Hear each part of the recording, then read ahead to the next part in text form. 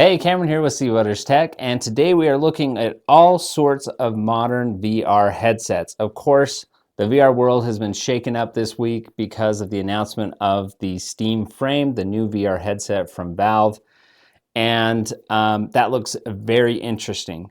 You know, the whole community, the whole VR space has kind of been waiting for Valve to release something um, with the hopes that it would be like, just the utmost, the highest end VR headset that was going to be able to do everything for everyone.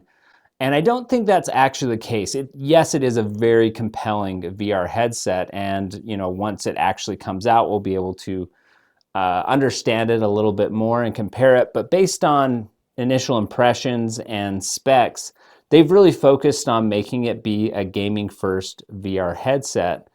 And they have really optimized it very much how they've optimized the Steam Deck, which is provide an insane amount of value at a reasonable low price. And so they've had to make some compromises in, they're not the highest clarity headset. They're not even close. While this remains to be seen a little bit, because it doesn't have color pass-through, it's really not the headset that you're going to put on and use as a multi-monitor setup either. So more than anything, I think Valve, announcing this headset has really shown that the VR space has a lot of niches for people to operate in. And the point of this video today is to talk about all of these modern headsets that I have on the table here, including the GalaxyXR, which is brand new, and my impressions of it, because I've been playing with that a little bit because it is, brand new to me this week. So I want to kind of compare it to everything else, but I also want to drop in my thoughts on the Steam Frame VR headset as well and compare it, because man, there's so many reasons to like different headsets. And there are just so many niches for different VR headsets to operate in. The highest resolution, great for VR simming headsets, are still the Pimax Crystal Super. And the clarity that it has there is just so good. And a 2160 by 2160 resolution headset from Valve is not going to compete with the, almost double that resolution in both horizontal and vertical dimensions. And the same thing with the Galaxy XR. The Steam Frame headset is not going to replace the resolution and color pass-through and ability to multitask and look at windows. The Steam Frame is not going to beat out something like this or the Apple Vision Pro in the mixed reality space. It has black and white pass-through. It's not going to be able to do that. Where it probably will eat more of the lunch, the Steam Frame, is in the Quest 3, Pico 4, and I would say new VR users, because ultimately, the Quest 3S is still such a low barrier to entry in VR. I can't imagine that the Steam Frame is going to come in at $250-ish. It's just not going to be able to compete at that price range. So there's just so many reasons to go for one headset over the other. But anyways, this is going to be a bit of a ramble, so hang in there. But I think we'll have a lot of good information. I'll be comparing the field of views on all of these, my impressions on the clarity and quality, and we'll just compare and contrast that. So how has my week been with the Galaxy XR? So first thoughts, let's talk about the shape and the uniqueness of it. It's like the Apple Vision Pro. It has a battery that is not part of the main headset. I don't dislike this if you're going to be using a headset wirelessly. In fact, with the Quest 3 and Quest Pro, sometimes when I've used those wirelessly, I'll do the same thing. I'll grab a battery pack and a cable and put that in my pocket. It looks exactly like this, other than the fact that this is completely built in. That does make it light. I do like the shape and comfort of this device. I think it looks really sharp. I really like the mesh around the lenses. When the IPD adjusts, it makes it look really nice. And if your nose does accidentally touch in between the lenses or rest on it, you really don't notice because this fabric is so soft. I will say that this is kind of a Quest Pro style of, you know, pinch your forehead to the back of your cranium setup. And when I first got the Quest Pro that kind of uses this method of fitting, I did get headaches. I did find that pressure on my forehead a little bit uncomfortable. But over time, as I used it more, I don't know if the blood vessels just like wore in my forehead or something, but it that uncomfortableness became less and less. The pinching, it didn't feel like pinching. You kind of got used to it. It was because it was uncomfortable, but it's one that's like you're breaking in a new pair of shoes and then it's fine. And it is quite comfortable once you've gotten to that point. So I hadn't been using the Quest Pro very often recently, so there was a little bit of that where I was like, oh, okay, this like is resting on my head, but it is very light and comfortable. So while I just said I don't find this off-putting because I use it quite often on any wireless VR headset, but what is a little bit off-putting is you can't ever take it off because it's powering the whole device.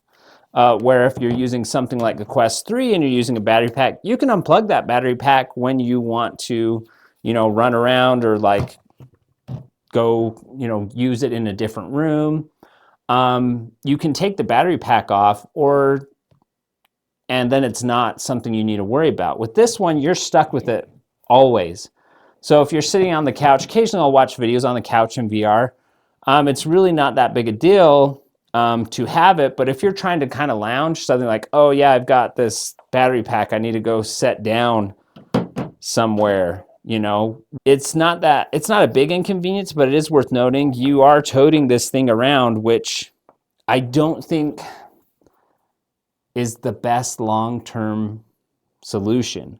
I think having maybe even if this had a smaller battery that still lasted a little bit, and then you could, I don't know, I'd maybe combine a battery pack with a smaller battery in the top. So, you know, if you need to step away, you've been working at your desk and you want to go, you know, still be using your headset for notifications and you walk off to like grab lunch. I mean, the pass-through is good enough in a lot of these headsets that you can walk around with it on. I mean, they expect you to walk around with this thing on at this point. And it would be nicer if this wasn't such a thing, but I get why it exists, and I'd rather have the weight in my pocket than on the headset, but it would be nice even if it had a 15-minute reserve or something that you could pop it off, you know, and go do something else. I don't know. One thing that is also really interesting about the Galaxy XR is it has the micro OLED displays. And that was part of the reason why I was super interested in taking a look at these, because as we know, the Pimax Crystal Super has a micro OLED engine that is available and can be picked up. In fact, there's a Black Friday sale going on right now, link in the description if you want to look into that. But I was super interested in this device because I wanted to see what that micro OLED looked like. So let's talk about the clarity of these lenses. And I wanted to get some good through the lens shots for you, but unfortunately, getting a through the lens shot on this device is almost impossible. The second I don't see it, maybe someone can tell me in the comments, but I don't see an IR emitter that is detecting if the presence of the face is there. I think the cameras themselves, the eye tracking cameras, are looking for an eye. And when it doesn't see an eye, it locks, it turns off.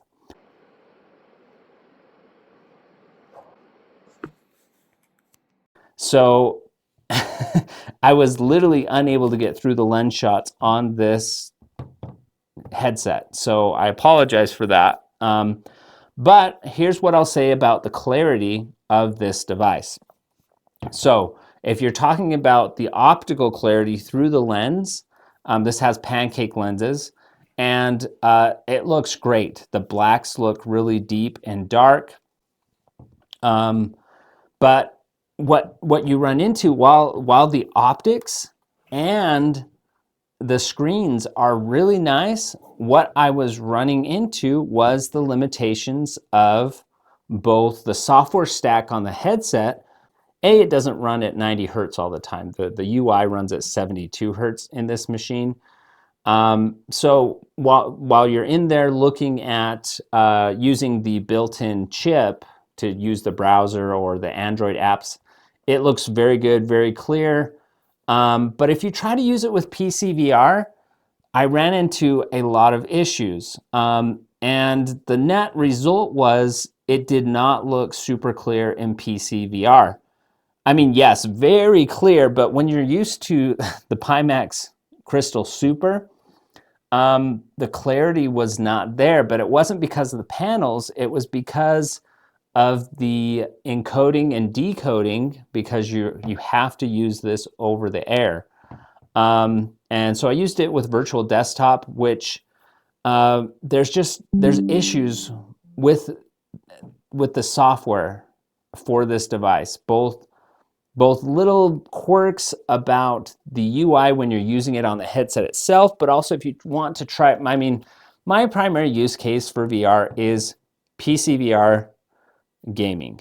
And while I'm expanding out into, compute and using it as a monitor on the screen, and this is great for that. This is actually really good if you want to do programming or coding. This is a great headset for that. If you want to use, if you'd rather buy a headset than 2 or 3 like really expensive monitors, that's a very valid way to use this device specifically. But for PCVR, not only does it have a lot of issues with the Wi-Fi stack, having problems and stuttering, you have to make sure that you're not using certain width channels for Wi-Fi bands, 6 gigahertz bands. In fact, you're better to move it down to 5 gigahertz bands with virtual desktop. But even then, for me specifically, if I tried to set it to the ultimate mode, the godlike mode, it would work. But if I tried to turn on eye tracking and motion tracking for like hands and for face tracking, if you were trying to use that, once I turned those on, I would run into this issue. And I don't think it's virtual desktop. I think it's just the fact that this is such a new device. They just don't have all of it worked out. But if I wasn't getting weird stuttering, sometimes the left eye was fine. It was like operating normally and smoothly, but the right eye was going squiggly.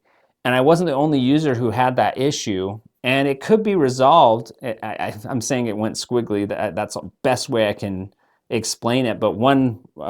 But the right eye, it's like it would show the perspective and it would jump around, but just in one eye, really weird. But that made it very disorienting. You could clear it by going to the virtual desktop menu and then back into VR, which then corrected the issue, and it worked for a while longer until it seemed like once the CPU went too high. I don't know. I don't want to speculate too much why it was doing it, but the behavior was such that the PCVR experience was not comfortable. And I don't want to have that be completely off-putting to people, because I think that will improve. Obviously, as software gets more mature, more people get this device and report their bugs to developers and Samsung and everybody else. I think that it will get much better, but as it stands, this device is not good for PCVR in my estimation. I have flashes of brilliance where suddenly things are working and the resolution is pretty high, but you can still tell it's not as high as it could be. I do a pretty standard test with all different headsets, and that involves standing in front of an eye chart that goes all the way down to like 1520. And this headset, using virtual desktop and PCVR, I could read all the way down to like, there were 2 rows at the bottom that were still not what I would call legible. If you contrast that to the Pimax Crystal Super, this is the 50 ppd, I can read all the way down to the very last line, and I feel like I could even go a little bit further, but there's just no more lines to look at the clarity on. So I don't feel like, for PCVR especially, that the GalaxyXR is going to be better than the Super. That could change if you could get the foveated rendering working, and not rendering, foveated encoding working, but I can't say for sure, because as it stands, there's a lot that has to happen for that clarity over streaming to outperform the Crystal Super. That said, this will get there, I would assume. Talking more about the mixed reality and hand tracking and the way it works. So let's contrast it to the Quest Pro and the Quest 3, because these both have hand tracking, and the Quest Pro has eye tracking. The Quest Pro has eye tracking, but it's not really used for a whole lot by the UI itself. So when you're in a mixed reality scenario with the GalaxyXR, you can actually control all your buttons and windows using your eyes. You just look at a UI element and click your finger, and it's like you're using a mouse almost, but your eye is the mouse. The Quest Pro, I've not seen that it does that. I would assume that you could do that, but maybe it's just not as good at tracking. I don't know if that's true or not, but the Meta software does not support that right now. But where I will say that the Meta on both the Quest 3 and the Quest Pro are better is hand tracking. Their hand tracking is very, very good. And I like the way the UI works much better in the Quest software than I like it in the Android XR software. And for example, in the Quest software, I can grab a window, and I can grab that window and I can use it like a tablet. You know, I can kind of like just hold windows and panels and then set them over here and do that. With this guy especially, you can't just grab the window. You have to use your finger as a mouse and then reposition it. And not only that, like if you're like lying back, the way that it operates, like if you're just like trying to lie on your back and like watch a movie or something like that, the way that it angles the display is very rigid on Android XR. It's either trying to be flat with your point of view, or it will then angle like this, but it's like far away. And if you go down, it almost has to be in the floor before it angles itself. So I can't angle the rotation of the window on the Android XR, where Quest, I can really manipulate the position of the, it's like, give me full control. Like, I get that they're trying to make it so you don't do weird things and it flip out, but sometimes you just want to position the window exactly here. On a wall, it's easy, but if you're trying to angle it right here because you're sitting in a certain position, it is not nearly as good.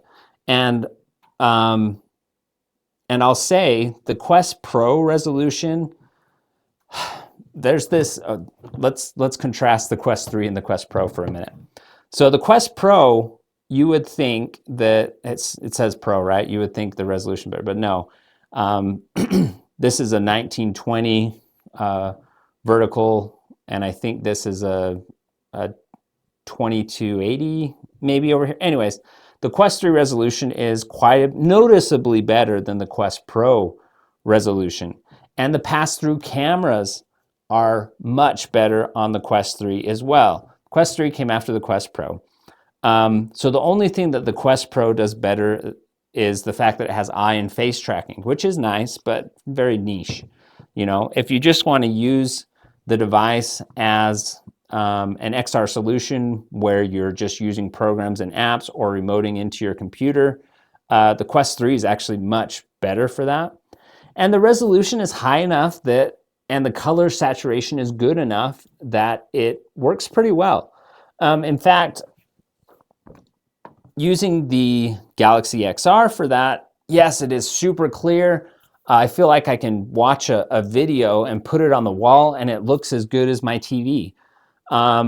So that's really cool. But the Quest 3 is also quite good at that. Even though the resolution isn't as high as I'd like it to be for that scenario, but it's pretty good. And it's good enough that like using these back to back, I'm just like, if I just like don't pay attention, if I don't look too hard, the video looks great on the on the Quest 3. So there is all this extra sharpness on the GalaxyXR, but because the UI and the hand controls are not as good and they're a little bit distracting sometimes, they don't turn off and I can't put the window where I want it. I'm almost like using the Quest 3 for mixed reality and just watching videos or browsing a web page. For those uses, the UI is holding this device back. So I think the hardware on the Android XR, Galaxy XR, is very good. The screens are very good. It has very good eye tracking and face tracking, and from a sensor perspective. From the sensor perspective and the hardware perspective, this is almost a perfect device. It's really good. You have great stereo overlap on the lenses as well.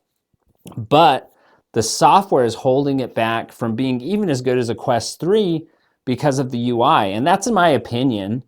There's lots of things you can do over here you can't do over here. It has all the AI stuff. It has, all the side loading of Android APKs really easily over here. I'm not trying to dig on this necessarily because I know it's going to get much better, but what I'm saying is those things need to improve for it to be better than these devices in mixed reality, and they need to find a way to get foveated encoding and or better Wi-Fi performance and less lagging as part of that for it to even try to compete with the Pimax for PCVR scenarios. So I'm like in this weird space where it's like, I don't want to use this device for PCVR over the Pimax Crystal Super at all. The Pimax Crystal Super is just so clear. The field of view is so much bigger that I don't want to use this over when I have that sitting on the shelf. It's just like, no, I'm going to use that for PCVR.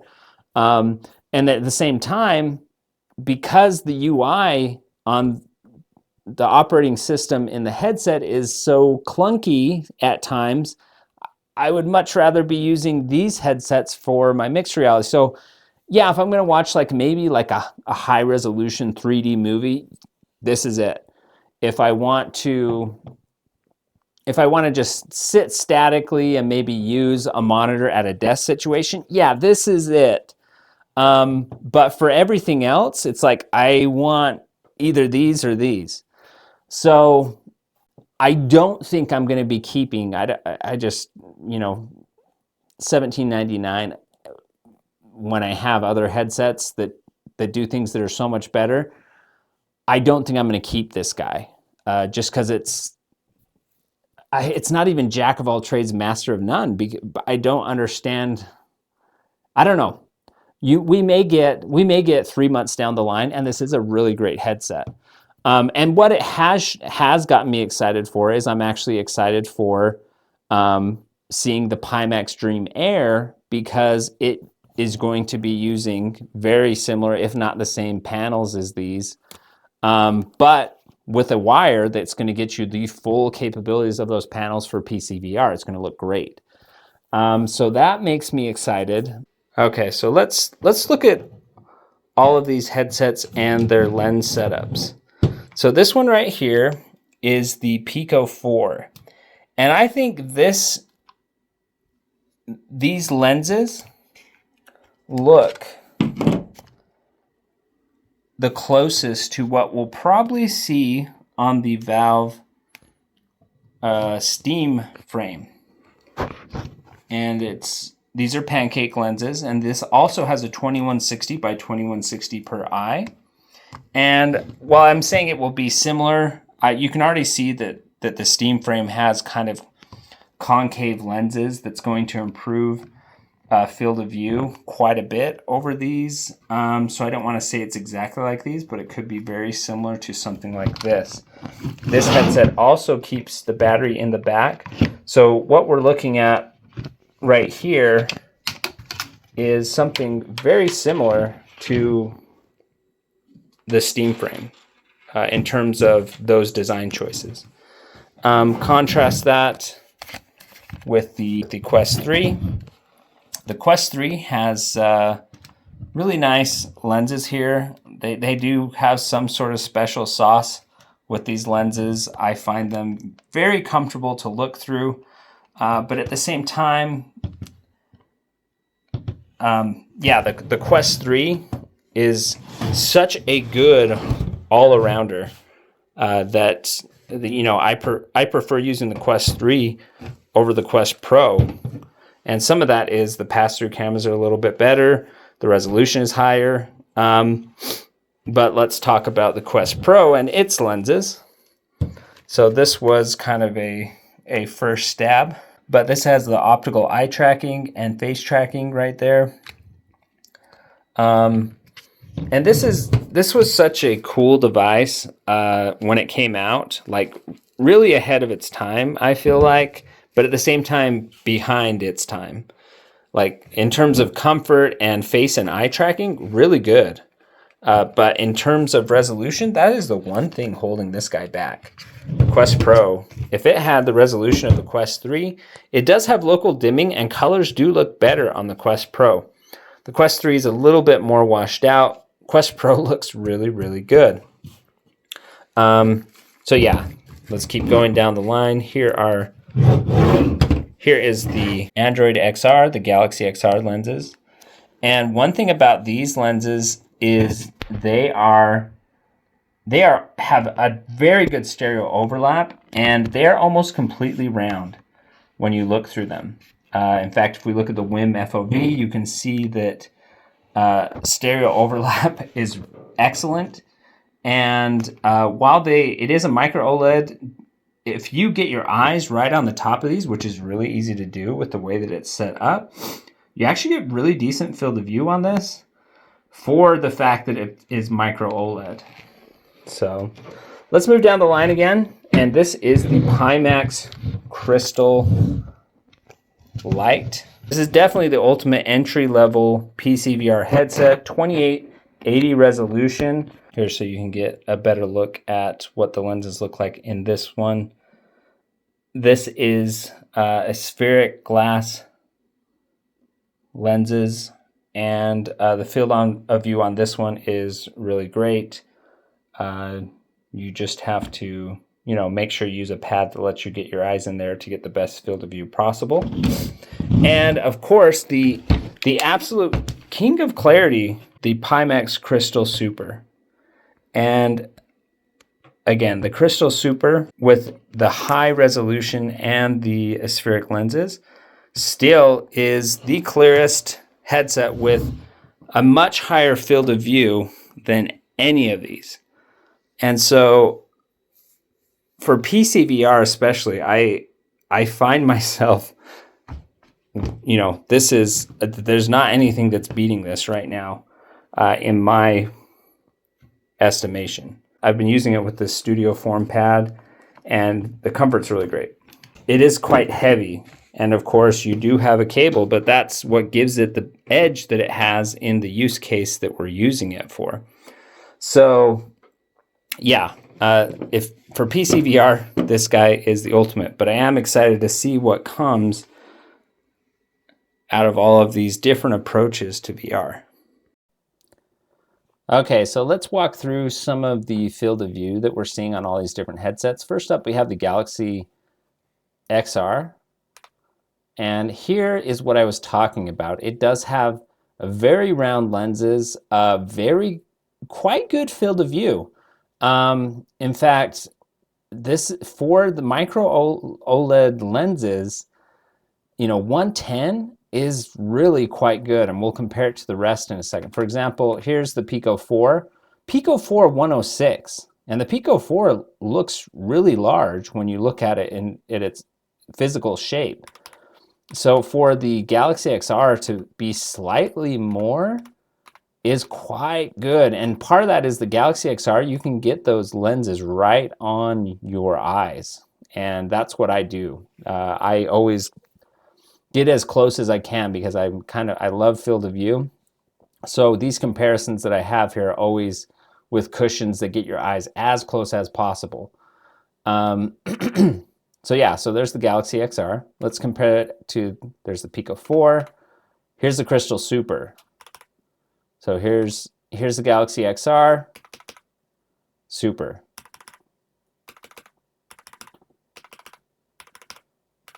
So you can see the Super, we're getting 125 horizontal field of view and 109 in the vertical space. But you're seeing that nothing is beating the Super right now in terms of field of view that I know of, especially for, I guess, my eye shape. Here is the Quest 3. And if we compare the Quest 3 to the Super, you can see, okay, so you may be asking, like, are these the same measurements that you post in some of your other videos? And they're not. I actually don't know how these compare to other ones in my videos. I guess I could go look, but they're not because these are updated ones with how I'm using the headsets currently, the current pads I'm using. And on all of these headsets, I now have the studio form on the Crystal Super, which gets me a little bit closer. On the Quest 3, I'm actually using the Bobo VR without a gasket at all, which gets those lenses really close. So rest assured, these are about the best field of views you could ever get with any of these devices, because I do take great lengths to make sure I'm getting lenses as close to my eyes as possible. And I have a face shape that generally lets me get my eyes pretty close. That's the reason it is the way it is. But and I think on the Super I could actually get even more field of view if I gave up a little bit more comfort. But the field of view is already so much better than anything else. I'm pretty good with it with just a thin pad. Obviously I could take the pad out and go without a pad, but it just doesn't make sense to do that. But yeah, so here is the Pico 4. Here's the Super. 125 horizontal versus 106. Galaxy XR 110. And here is the Bobo VR on the Meta Quest 3. Also at 110. But it's the vertical field of view is not quite as good. Some of that is the way I tilt it to keep clarity. The Quest 3 is a little bit weird because you can tilt it different ways, and while the field of view gets bigger, the light doesn't flow through the lens quite right, so it looks a little bit mushy, so I have to adjust it slightly so the clarity stays good. So that's why you're seeing kind of this misshapen. You can kind of see that I'm getting more field of view lower down than upper down, but that's just the way I have to wear it. I could tweak it, but then it'd be a little bit fuzzy, which I'm not going to do. Let's go ahead. Here is the stereo overlap on the Meta Quest 3. You can see it has about 70% stereo overlap. You may be wondering, why is stereo overlap super important to a lot of people? And there's two reasons. The two reasons are, for some people, just the effect you get when picking up and holding things with stereo overlap, they find that way more immersive because they get a better sense of depth. For some people like me, like stereo overlap I would rather have it than not, right? But I would give up some stereo overlap to get a wider field of view personally, because I'm not as sensitive to you know, if you're having something, an object that's halfway through this area right here, you might be like, oh, that's like throwing my brain off because my right eye is seeing it, but my left eye isn't. And that disrupts my sensory input. For some people, that's a big problem. And another reason, so that's the first reason, is, you know, the sense of immersion and depth being less. But also another reason that this can be bad is, like you see in this picture, you might, if you're looking down the lens of something, even if you're getting depth on this left side and right side, you're really only focusing on what's in the center, and you're going to see little like distortion lines down it because your vision is cutting off. And sometimes that presents itself in like seeing slightly different brightnesses, like you're going from a double to just one pixel set. And I have seen it, I have noticed on some displays that you notice that little ridge in your view, just by the pure fact that it's a display, and some displays are not consistent, and it is distracting. It can be distracting. So if we come over here and look at the stereo overlap on the GalaxyXR, it is almost like, here's combined, like look at that. That is very good stereo overlap. That's 84% stereo overlap, and it's pretty good, especially on the top and bottom. Like there's really good stereo overlap here. The edges are the only part that is just slightly out. So that's interesting to look at. Let's keep going though. I told you this would be a ramble, so sorry, but hopefully this is good information. Pico 4, its stereo overlap is pretty good, 72, and it's almost like it's the lower part of your vision that loses some of the stereo overlap, but still quite good in the upper areas. But you can see how that might be distracting when you're not seeing things on one side, but you are on the other. Quest Pro. So the Quest Pro, we're getting 109 field of view horizontal. And I'm jumping around, guys. Sorry about that. But let's just look at horizontal field of view between all these. Quest Pro, 109. Quest 3, Bobo, 110. So actually better than the Quest Pro, just slightly. Crystal Super, 125. I mean, you can't discount the field of view on the Pimax Crystal Super. It's just so good. Pico 4, 106. I'm actually surprised at this, because you look at the Pico 4 and the lenses look quite large. So I think it just must be something with the optical stack. And the reason I'm talking about the Pico 4 here is the steam frame looks to have a very similar shape and a very similar, they have advertised 110 as their field of view. So I would expect it to be very similar in practicality to the GalaxyXR, but physically similar to the Pico 4. I just think they're going to change that optical stack, you know, rounded to get your pupil in it a little better. And then also hopefully have the lenses and the display aligned in a little bit better fashion that gives you better FOV, but that's pure speculation on my part. So what do you think? Which one of these headsets are you most interested in? Do you think that the steam frame will dethrone any of these for their specific use cases? I'd love to hear what you think, and if you have any comparative questions between any of these headsets, I'd be happy to help you out with that. Thanks for watching. Hopefully this was interesting, and get subscribed up, and we'll see you on future videos.